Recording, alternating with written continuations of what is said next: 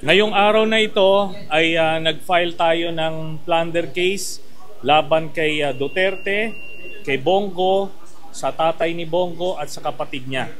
Ito ay tungkol sa 7 billion pesos worth na infrastructure projects na inaward nila Bongo at Duterte doon sa tatay at kapatid ni Bongo, at ito ay bawal at covered ito sa plunder law. Okay, 7 billion pesos ito at nagsimula ito nung mayor pa si Duterte hanggang nagpresidente.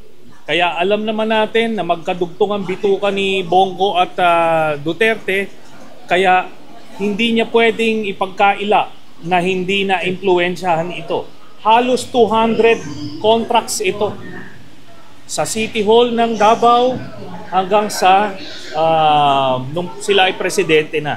So bukod pa ron, itong CLTG at saka Alfredo Builders na construction companies ng tatay at kapatid ni Bongo, undercapitalized ito. Hindi sila pwedeng magkaroon ng mga proyekto ng mga daang-daang milyon. So ang ginawa nila, nagsisircumvent sila ng ating batas by having joint ventures with yung may mga AAA licenses. Tapos may nakita rin tayo, sinama natin dyan sa ating mga dinistribute sa media, 5 kontrata nila na malalaki na aabot ng mahigit 800 million pesos with the Discayas. Kaya yung sinasabi ni Bongo na hindi niya kilala yung mga Discaya, may joint venture yung tatay at kapatid niya.